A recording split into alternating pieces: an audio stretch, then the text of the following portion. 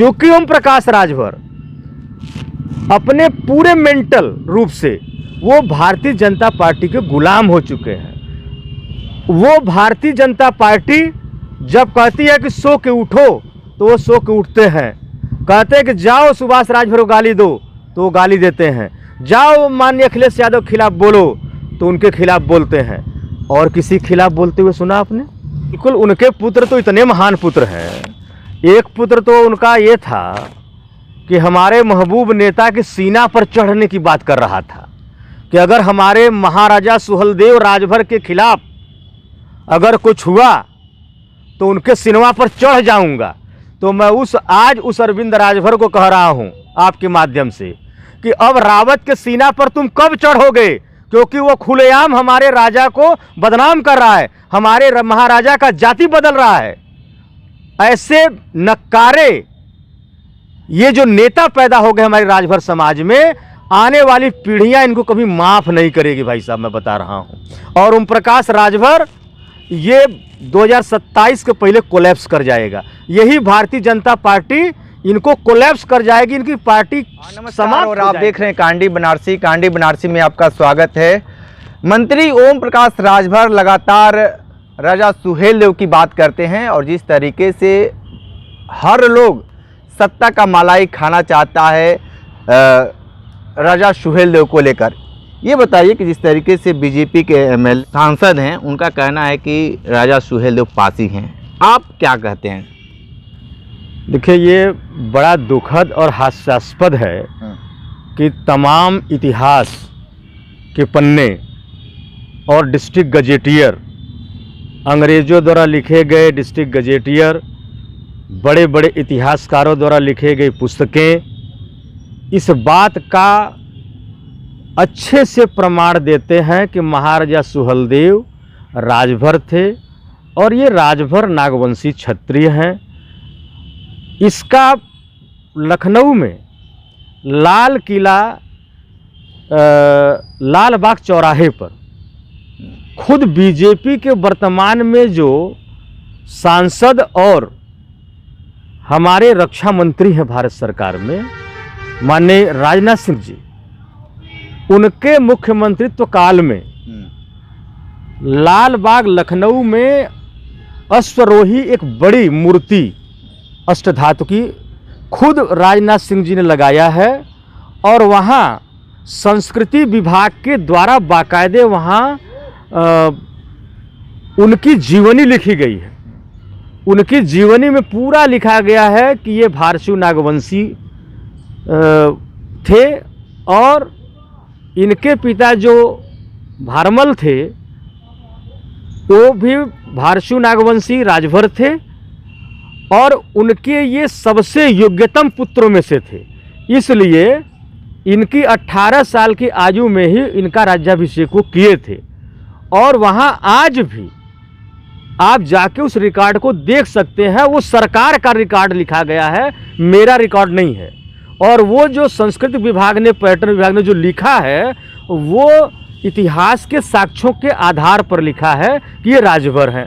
ऐसे में मैं रावत जी जो बयान दे रहे हैं पासी का, महाराजा सुहेलदेव को जो पासी बता रहे हैं, ये मैं उनकी पूरी बात का खंडन करता हूं और वो पूरा गलत बयानबाजी कर रहे हैं और एक महापुरुष के नाम को बदनाम कर रहे हैं। उसमें दूसरी सबसे बड़ा विषय ये है कि उनके महाराजा सुहेलदेव के नाम पर जो आज सत्ता का सुख भोग रहे हैं, जो सत्ता का मलाई खा रहे हैं, खास तौर से श्री ओम प्रकाश राजभर और अनिल राजभर जी, इस बात का रावत जो सांसद है, खुद भाजपा का सांसद है, इन्होंने एक बार भी आकर के उस पर कोई खंडन नहीं किया।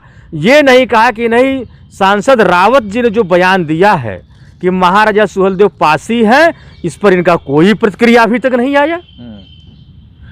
लेकिन राजनीति ओम प्रकाश राजभर हर भाषण में, पहले भाषण में जय सुहेलदेव का भाषण होता है, फिर आगे की लाइन चलती है। तो आप जिस तरीके से ओम प्रकाश राजभर अपने पार्टी के राष्ट्रीय अध्यक्ष हैं, तो उनको तो कहना चाहिए, उससे बढ़ चढ़ कर उनके दोनों पुत्र भी बोलते हैं। हाँ। तो वो लोग भी नहीं कह पा रहे हैं। बिल्कुल, उनके पुत्र तो इतने महान पुत्र हैं, एक पुत्र तो उनका ये था कि हमारे महबूब नेता की सीना पर चढ़ने की बात कर रहा था कि अगर हमारे महाराजा सुहेलदेव राजभर के खिलाफ अगर कुछ हुआ तो उनके सिनवा पर चढ़ जाऊंगा। तो मैं आज उस अरविंद राजभर को कह रहा हूं आपके माध्यम से कि अब रावत के सीना पर तुम कब चढ़ोगे, क्योंकि वो खुलेआम हमारे राजा को बदनाम कर रहा है, हमारे महाराजा का जाति बदल रहा है। ऐसे नक्कारे ये जो नेता पैदा हो गए हमारे राजभर समाज में, आने वाली पीढ़ियां इनको कभी माफ नहीं करेगी भाई साहब, मैं बता रहा हूं। और ओम प्रकाश राजभर ये 2027 के पहले कोलैप्स कर जाएगा। यही भारतीय जनता पार्टी इनको कोलैप्स कर जाएगी, इनकी पार्टी समाप्त हो जाएगी, आप देख लीजिएगा। एक बात बताइए, सुहेलदेव सेना बन गया भाई, राष्ट्रीय सुहेलदेव सेना, आरएसएस, पूरा वर्दी तैनात है, कमांडर वमांडर सब बन गए हैं भाई। आप भी अगर पद लेना हो अगर तो ले सकते हैं, क्योंकि भाई उसमें बहुत सारे पद खाली हैं। और ओम प्रकाश राजभर जी बहुत सारे वीडियो वायरल भी करें कि अब हमारी सेना तैयार हो चुकी है। इस पर तो बाकायदे उत्तर प्रदेश गृह विभाग और भारत सरकार गृह विभाग को ऐसे सेनाओं पर तत्काल कार्रवाई करनी चाहिए, क्योंकि यह भारत देश है, एक महान भारत देश में एक महान भारत की सेना है। भारतीय सेना के अलावा और कोई सेना नहीं है, कोई सेना का कॉन्सेप्ट नहीं है, लेकिन इसमें बीजेपी की बड़ी साजिश है। जब से 2014 से बीजेपी हिंदुत्व के एजेंडा पर हिंदुओं को एक तरफ एक कर रही है, तो दूसरी तरफ पिछड़ी अति पिछड़ी अनुसूचित जातियों को ये जाति के आधार पर उनका विभाजन करा रही है। और उसी विभाजन का एक स्वरूप है, कोई सरदार पटेल सेना बना रहा है, कोई सुहेलदेव राजभर सेना बना रहा है, कोई करणी सेना बना रहा है, कोई भरड़ी सेना बना रहा है। हर जाति, जितने उत्तर प्रदेश की जातियां हैं, इवन भारत में जितनी जातियां, चूंकि भारत जातियों का देश है, और ये पिछड़े आपस में बटे और आपस में लड़े। क्योंकि देखिए, कोई पटेल सेना बन जाएगी और इधर सुहेलदेव सेना राजभर सेना बन जाएगी, तो ये सेना किसके लिए लड़ेगी? अपनी जाति के लिए लड़ेगी, अपनी जाति के आइडियोलॉजी के लिए लड़ेगी, या वह नेता जो बना रहा है उसके लिए लड़ेगी। तो फिर दो जातियों का संघर्ष होगा। तो ये जो सेनाएं बन रही हैं, ये पूरी तरीके से विधि व्यवस्था के विरुद्ध है, हमारे भारतीय संविधान के खिलाफ है। ऐसे जाति सेनाओं को तत्काल बैन करना चाहिए, और नहीं तो बैन नहीं करेंगे तो भारत में जातीय गृह युद्ध हो जाएगा। अभी हम विदेशों से जो नहीं, जातीय गृह युद्ध कराने के लिए ओम प्रकाश ये सेना बनाए हैं क्या? नहीं, सिर्फ ओम प्रकाश राजभर नहीं ये सेना बनाए हैं। हाँ। मैं ये कह रहा हूं कि इस सेना को बनाने में असली भूमिका नरेंद्र मोदी और योगी जी की है। ये लोग चाहते हैं कि ये दलित और पिछड़े बटे रहें, आपस में लड़ते रहें और हम सत्ता पर काबिज रहें। चूंकि ओम प्रकाश राजभर अपने पूरे मेंटल रूप से वो भारतीय जनता पार्टी के गुलाम हो चुके हैं। वो भारतीय जनता पार्टी जब कहती है कि सो के उठो, तो वो सो के उठते हैं। कहते हैं कि जाओ सुभाष राजभर को गाली दो, तो वो गाली देते हैं। जाओ माननीय अखिलेश यादव के खिलाफ बोलो, तो उनके खिलाफ बोलते हैं। और किसी खिलाफ बोलते हुए सुना आपने कभी? किसी आज यही जो मुद्दा चल रहा है, शिल्पी राजभर, इतना पैसा उसके पास है कि वो कहीं भी फ्लैट खरीद सकती है, बनारस में, पूरे दुनिया में खरीद सकती है, लेकिन वो एक गरीब राजभर के पीछे 2 बिस्सा जमीन के लिए पड़ी हुई है। इस पर अभी तक ओम प्रकाश राजभर का बयान क्यों नहीं आया? इस पर उसके लड़के अरविंद राजभर का बयान क्यों नहीं आया? ये फैमिली जो पार्टी है, अभी इसका बयान क्यों नहीं आया? और उस पर महाराजा सुहेलदेव पर क्यों नहीं बयान आया? अरे रावत खुली पार्लियामेंट में बोल रहा है, खुलेआम चुनौती के साथ, अंदर रिकॉर्ड, ये रिकॉर्ड कभी मिटेगा नहीं।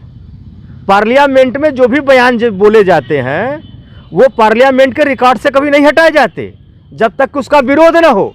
अब तो वो रिकॉर्ड में आ गया, कल को वो रिकॉर्ड में एक चुनौती बनेगा कि एक पासी जात का सांसद ये बयान दे रहा था, और वहां पर पूरी संसद के पार्लियामेंट के मेंबर इस बात पर सुन रहे थे, कोई अपोज नहीं किए, और बाहर जो थे वो भी विरोध नहीं किए।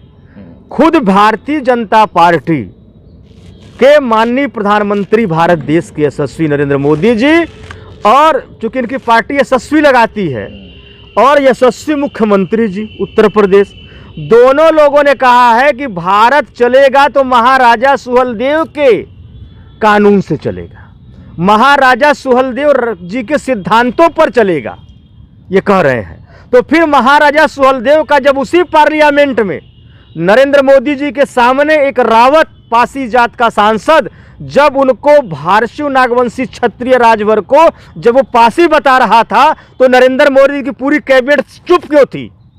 क्यों चुप थी? एक मैं आपके माध्यम से वहां सवाल करना चाहता हूं। और ये कब, ये अरविंद राजभर ये कब चढ़ेगा नरेंद्र मोदी के सीना पर? ये कब चढ़ेगा माननीय मुख्यमंत्री योगी के सीना पर? कब चढ़ेगा? सिर्फ ये माननीय अखिलेश यादव के सीना पर चढ़ने के लिए बना हुआ है? हम लोग के रहते इसकी हैसियत है कि वो उनको छू पाएगा? पता नहीं चलेगा। 27 ये जितना पीड़ा दे रहे हैं, ये धर्मेंद्र राजभर जैसे लाखों पीड़ित हो रहे हैं रोज पूरे उत्तर प्रदेश में और देश में।